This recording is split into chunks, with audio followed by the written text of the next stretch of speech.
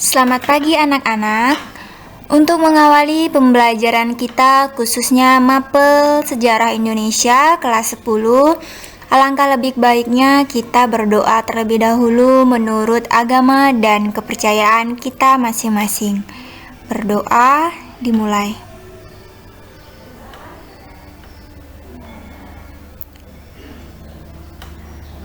Berdoa selesai. Nah, pada pagi hari ini, Ibu akan membahas tentang Islamisasi dan silang budaya Nusantara dengan subtema yang pertama yaitu proses persebaran Islam di Indonesia. Nah, di sini sudah jelas ditampilkan, bisa kalian sambil membaca bahwa ada proses persebaran Islam di Indonesia itu akibat adanya perdagangan dan pelayaran internasional, di mana jalur perdagangan internasional yaitu melalui Timur Tengah, India, Malaka, dan Tiongkok. Dari beberapa perdagangan wilayah ini merupakan jalur perdagangan Asia yang sangat ramai, makanya mereka melakukan jalur perdagangan di berbagai wilayah ini.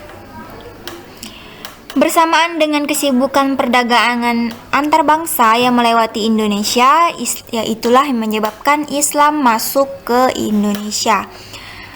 Sementara sumber-sumber sejarah masuknya Islam ke Indonesia, yaitu pada abad ke-7, ada namanya berita dari dinasti Tiang atau sering dinasti Tiongkok. Nah, di mana berita ini menyatakan bahwa Raja Tashih mengurungkan niatnya menyerbu Holing yang diperintah oleh Ratu Sima. Nama Tashih didefinisikan dengan Arab sehingga Raja Tashih diperkirakan merupakan seorang raja Arab. Nah, yang kedua ada buku Hasin Tangsu.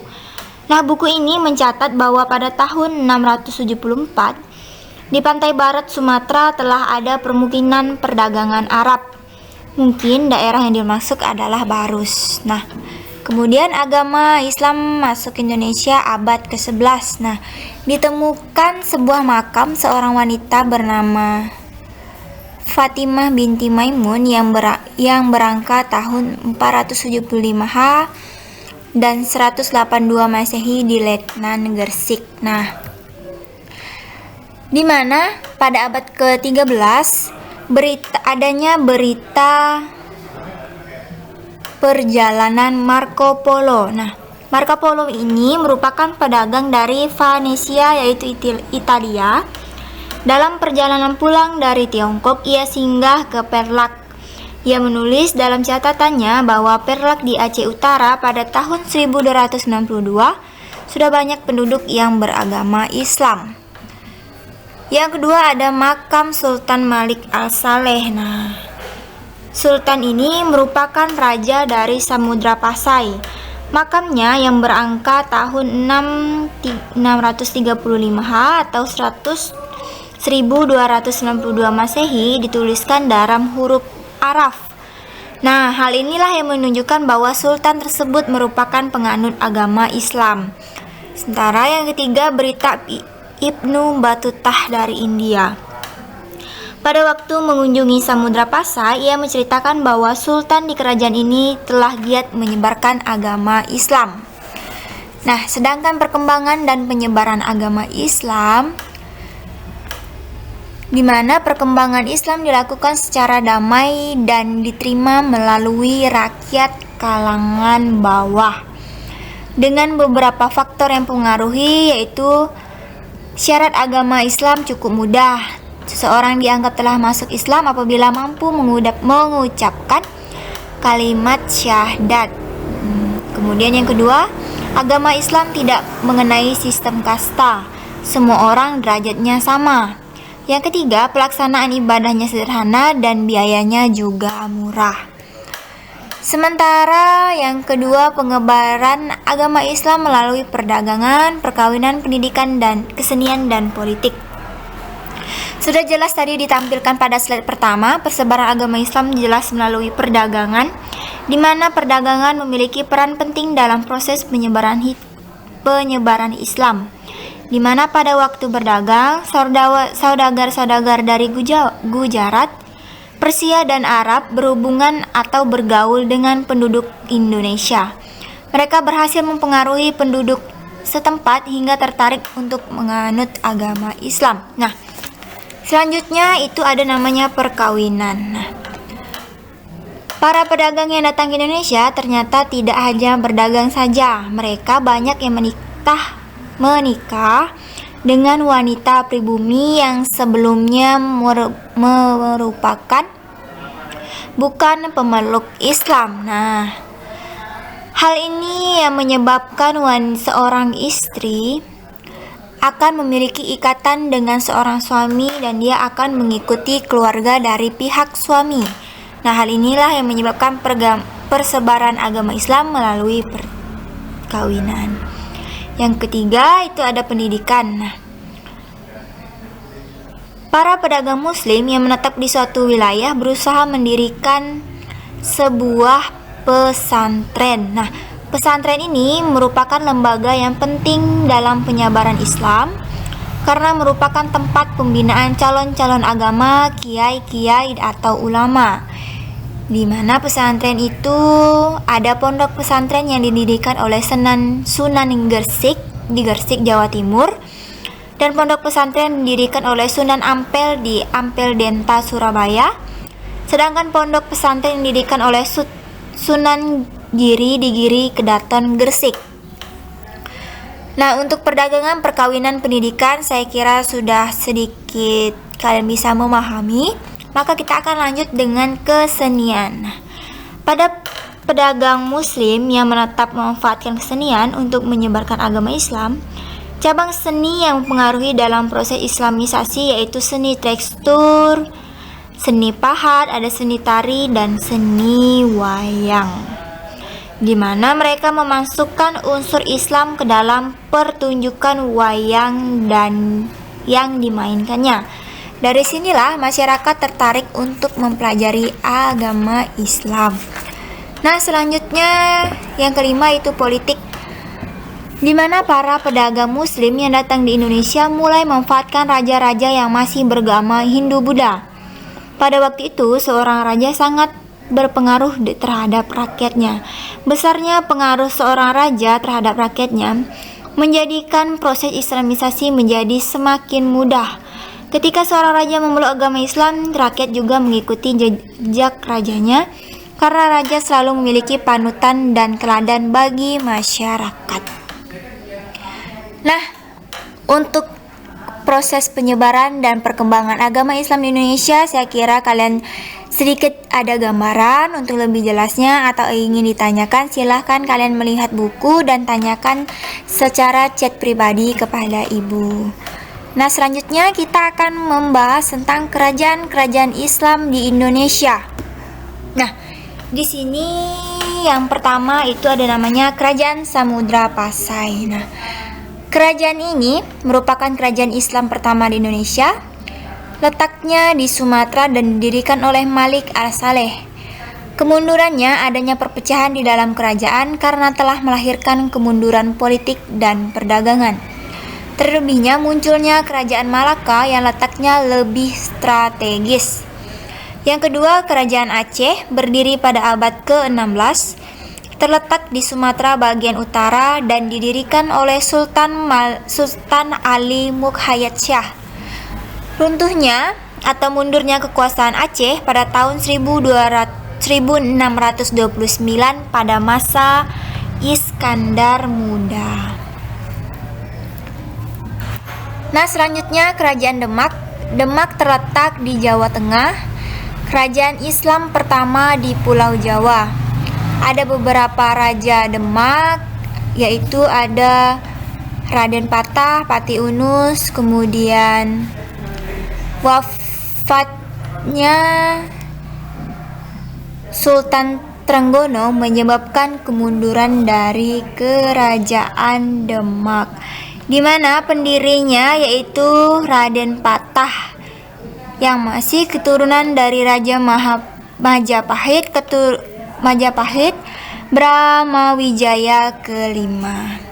Selanjutnya ada namanya Kerajaan Banten. Kerajaan Banten merupakan kerajaan Islam di Jawa Barat.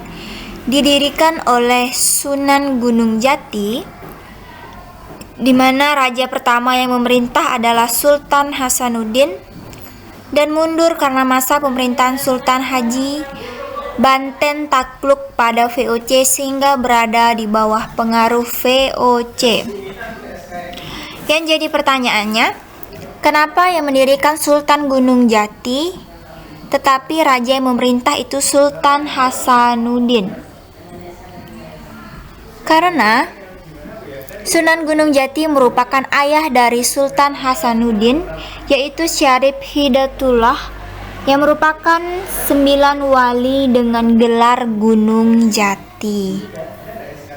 Nah, selanjutnya kita akan membahas Kerajaan Mataram Islam. Kerajaan Mataram Islam merupakan kelanjutan dari kekuasaan Demak. Didirikan oleh Sutawijaya yang bergelar Panambahan Senopati ing Alogo Syahidin Panotogomo. Pusat kerajaan Mataram terletak di Yogyakarta, di mana kerajaan Mataram Islam ini mundur karena sepeninggalan Sultan Agung. Nah, untuk beberapa kerajaan ini mungkin Ibu jelaskan secara singkat saja, karena di sini sudah jelas Ibu tampilkan, jadi kalian bisa sambil membacanya. Nah, yang selanjutnya ada Kerajaan Gotalo atau Kerajaan Makassar. Sudah jelas terletak di Makassar dan didirikan oleh Sultan Alauddin dan Sultan Abdullah. Mundur akibat kedatangan VOC di Makassar menyebabkan kekuasaan Makassar dikuasai oleh Belanda dengan ditangani Perjanjian Bongaya. Nah, yang wajib kalian ketahui, kalian harus mencari tahu apa sih itu Perjanjian Bongaya.